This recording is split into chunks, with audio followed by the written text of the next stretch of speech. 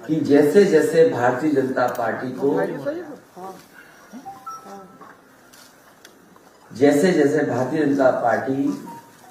को हार सताएगी। क्या हो गया? तो देखिए तुम्हारा कैमरा कहाँ लगा लिया? नहीं सबका है सर, सबका है। कौन सा चैनल है ये जो गलत लगा लिया? है सर। कौन सा चैनल है भाई? आपका JK 24x7 भाई दिखाते रहना, आपका भला सरकार होने पर होगा।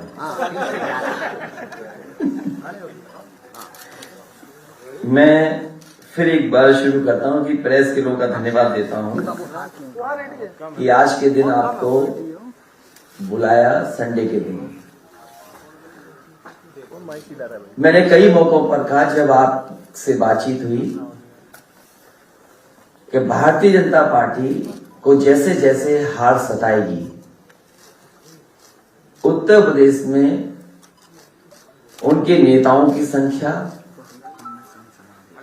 उनके मुख्यमंत्रियों की संख्या और दिल्ली से आने वालों की संख्या बढ़ जाएगी।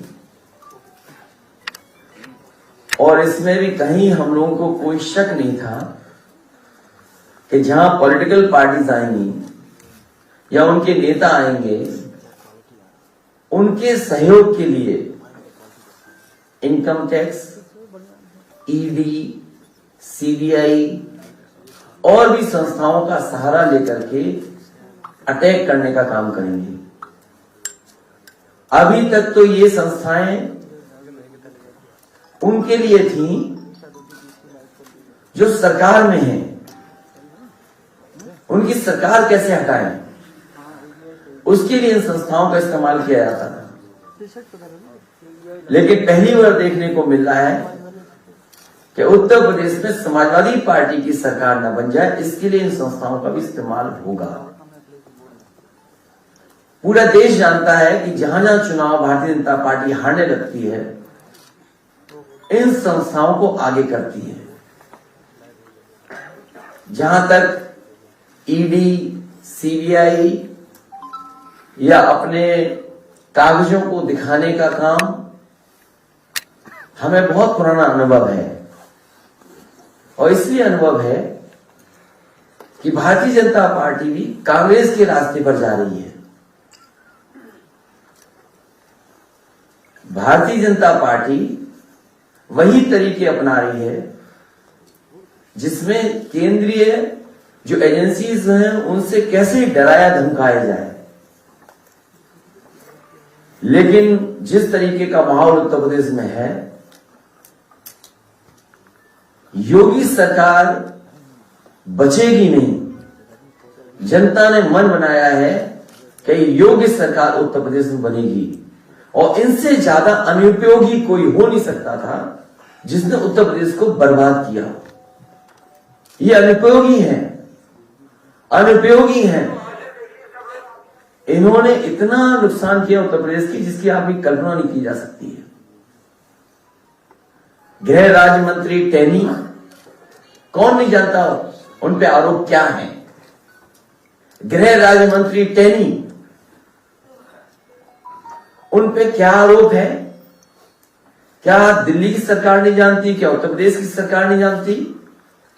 और जब उत्तर प्रदेश की सरकार की जांच में उनके नाम आ गए और कहीं ना कहीं उनके ऊपर उंगली उठी है, तो आखिरकार सरकार क्यों बचा रही है उसको? क्या कारण है कि सरकार उन्हें बचाने का काम कर रही है? जो हमारे अन्नदाता हैं, जो अपने हक और सम्मान के लिए गए थे, अपने हक की लड़ाई को लड़ने गए थे, पीछे से थार जीप ने उन्हें कुचल दिया। किसानों की जान चली गई, पत्रकार की जान चली गई। दोषी कौन है? जांच में यह बात साफ है कि देश के गृह राज्य मंत्री, उन पर उंगली उठी है, उनके बेटे पे उंगली उठी है, भारतीय जनता पार्टी के कार्यकर्ताओं पे उंगली उठी है। लेकिन आखिरकार सरकार क्यों नहीं सजा दे रही है? क्यों ध्यान हटाना चाहती है? मंच पर जो हंगामा हुआ, निषाद समाज के साथ जो धोखा हुआ, केवल निषाद समाज नहीं बल्कि पिछड़े, अति पिछड़े, दलित, अल्पसंख्यक और बड़ी संख्या में हमारे अगड़े लोग ब्राह्मण समाज के साथ जो हुआ कौन नहीं जानता। और मंच पर किस खुशी के साथ बुलाया गया था निषाद समाज के लोगों को। उन्हें वादा किया गया था आपकी सब मांगे पूरी हो जाएंगी, आरक्षण मिल जाएगा। लेकिन मुझे खुशी है इस बात की कि निषाद समाज ने अपनी मांग को नहीं छोड़ा। उन्हें अगर मंच पे भी चढ़ना पड़ा होगा तो मंच पे चढ़ गए और सरकार के कानों तक अपनी आवाज पहुंचाने का काम किया। दिन रात लगे रहे उसमें कि ये खबर न चल जाए।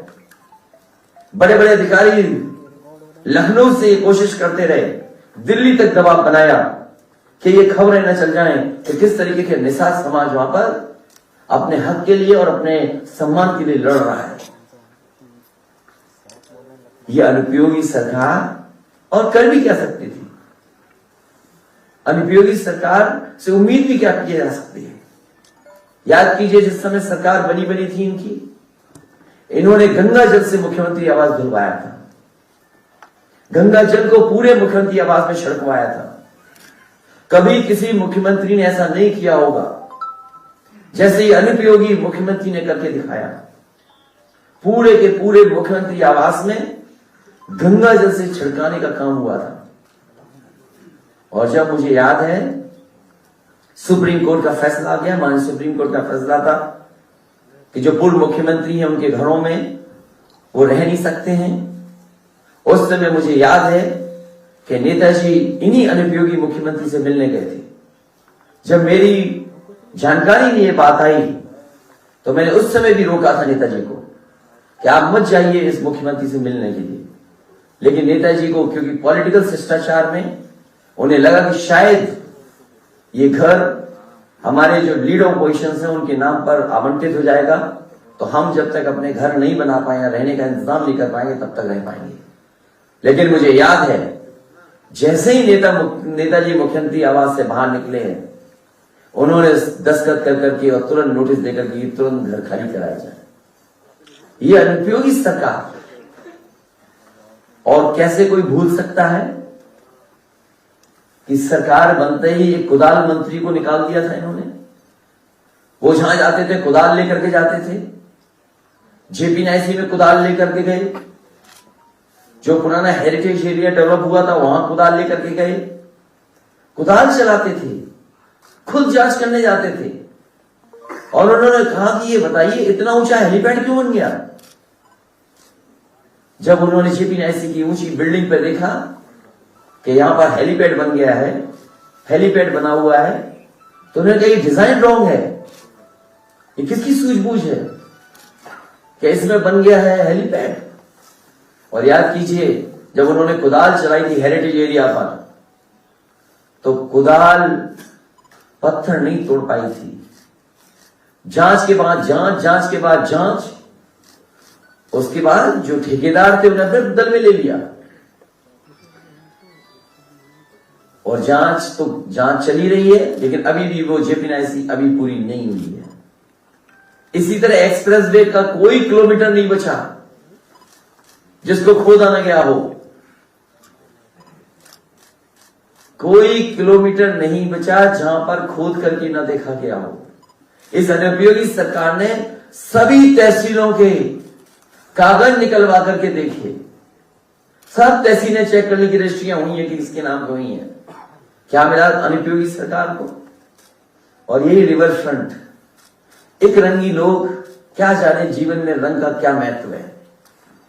ये नदी का किनारा, गोमती फ्रंट, जिसमें रोशनी होती थी शाम को, ठेले लगते थे, कारोबार होता था, लोग आइसक्रीम खाने जाते थे, घूमते थे। लेकिन क्या की? जांच कर दी। और जांच पे क्या नहीं किया? ईडी, सीबीआई और जो कुछ हो सकता है सरकार पिछले 4.5 साल से कर रही है। गोमती साफ नहीं हो पाई।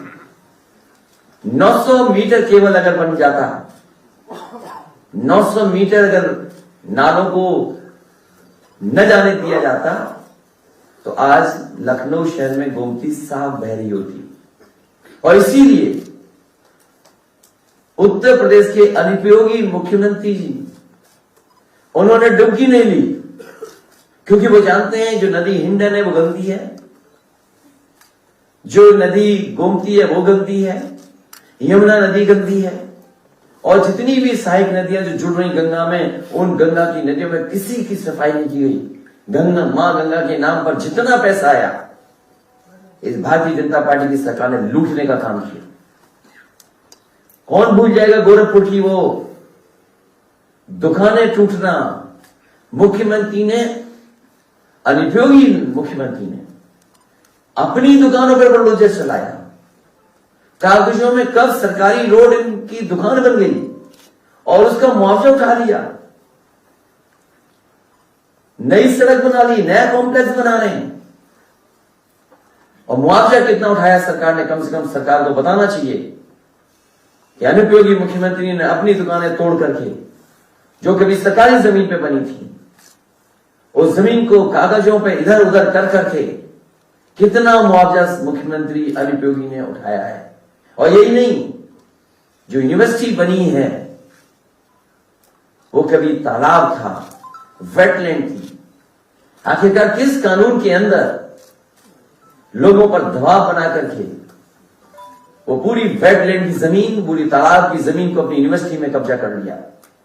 इसलिए मुख्यमंत्री अनुपयोगी, याद रखें, सरकार जाने वाली है, और ये जो हथकंडे अपनाए जा रहे हैं, ये तब अपनाए जा रहे हैं कि जब उन्हें पूरा भरोसा हो गया कि सरकार जा रही है उनकी।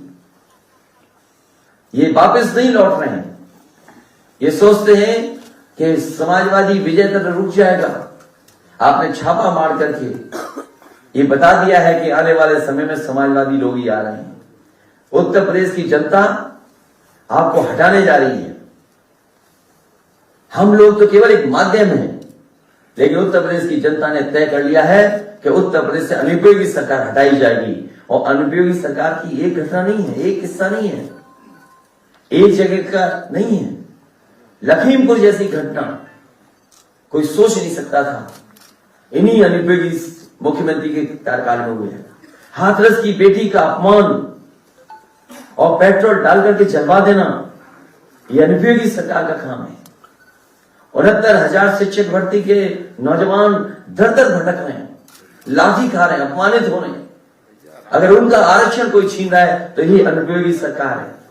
कोई परीक्षा बिना लीक हुए नहीं परीक्षा हो पाई, पेपर रद्द हुए, जो नौजवानों को नौकरी न दे पाए, रोजगार न दे पाए, वो अनुपयोगी सरकार है जो टीटी, बीएड और बीपीएड के नौजवानों को बेरोजगार रख रही हो।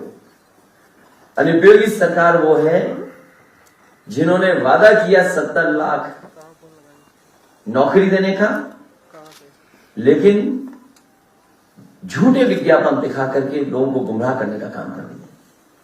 वो कौन भूल जाएगा अनुपयोगी सरकार के मुख्यमंत्री अनुपयोगी के गृह जनपद में एक व्यापारी कारोबार करने आया था, घूमने आया था, वहां पर पुलिस ने मार मार करके उसकी जान ले ली। अनुपयोगी वो है जो छुट्टा जानवर तक नहीं रोक पा रहा। अनुपयोगी तो है ही मुख्यमंत्री, क्योंकि उन्होंने अभी तक अपना संकल्प पत्र नहीं पढ़ा। इसलिए ये जितनी भी कार्रवाई हो रही है, राजीव राय जी हमारे बगल में बैठे हैं, इनके जहां जहां स्थान है वहां इनकम टैक्स के लोग पहुंचे हैं। अगर कहीं कोई पता